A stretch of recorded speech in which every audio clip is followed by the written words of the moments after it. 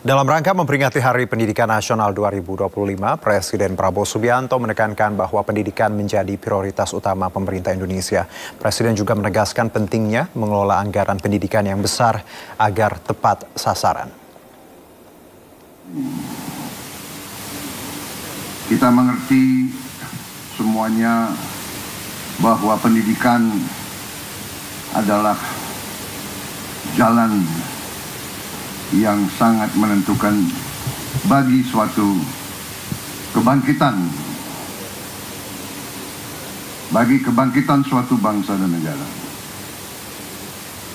Tidak mungkin kita menjadi negara sejahtera, tidak mungkin kita menjadi negara maju kalau pendidikan kita tidak baik, pendidikan kita tidak berhasil. Pemerintah Republik Indonesia secara beruntun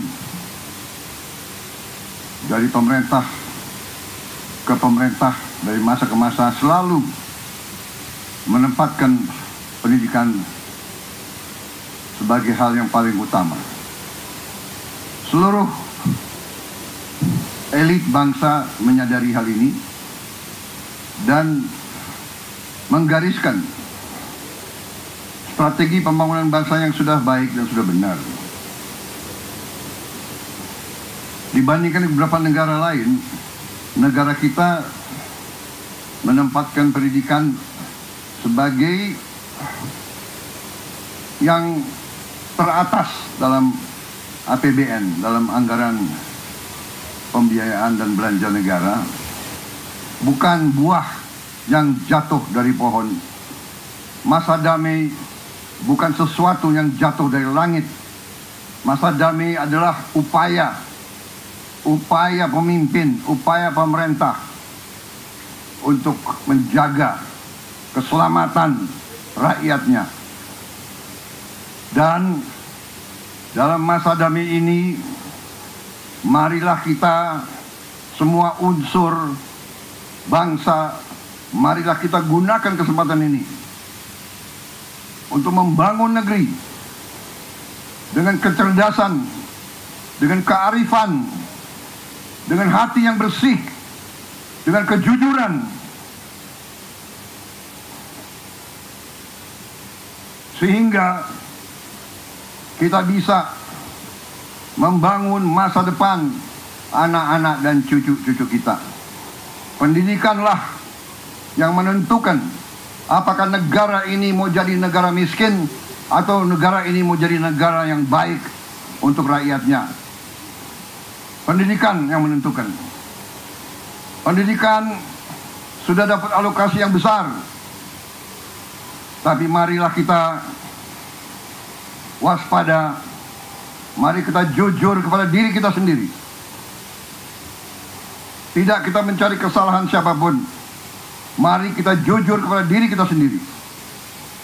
Mari kita bertanya, apakah anggaran pendidikan yang begitu besar sudah bertahun-tahun sampai atau tidak kepada alamat yang harusnya ditujukan. Kita masih melihat tadi dan kita tahu begitu banyak sekolah-sekolah yang rusak. Padahal kalau kita buka-bukaan, anggarannya ada.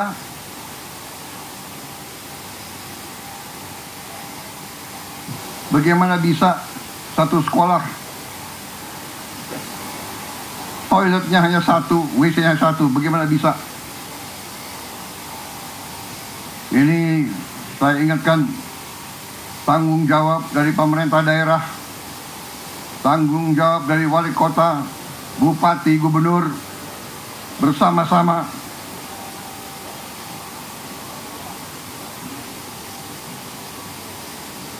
Saya memang menetapkan anggaran, saya kira kalau dicek cukup besar untuk perbaikan sekolah-sekolah. Tapi tidak cukup. Berapa? 16 triliun ya. 16 hampir 17 triliun. Tapi cukup hal ini untuk mungkin hanya 11.000 sekolah. Ya, 11.000 sekolah kira-kira. Ini tidak cukup. Sekolah seluruh Indonesia adalah 330.000 sekolah. Benar ya Pak Menteri? Yang sekolah negeri berapa Pak Menteri? Dari 330.000. 200.000 sekian. Jadi kalau kita perbaiki 11.000, mungkin perlu 30 tahun sampai sekolah ini semua bisa diperbaiki. Dan kita tidak boleh menyerah. Tidak boleh kita 30 tahun memperbaiki sekolah-sekolah itu. Karena itulah saya bertekad melakukan penghematan terus-menerus. Kita harus memperbaiki sebanyak-banyak sekolah seluruh Indonesia dalam waktu secepat-cepatnya. Inilah yang saya sedang pikirkan terus bersama menteri-menteri saya. Terus-menerus saya memikirkan bagaimana kita cari uang. Bagaimana kita mengelola kekayaan kita. Karena terus terang saja, berkali-kali saya sampaikan, kekayaan bangsa Indonesia masih terlalu banyak.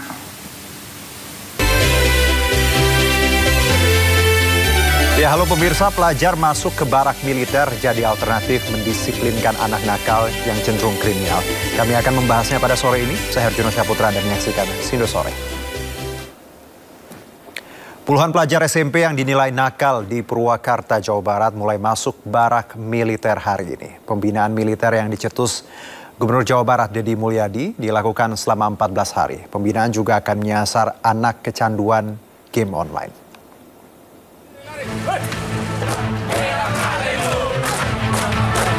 Ya, ini siswa-siswa sudah masuk ke mobil resimen 1 Kostrad.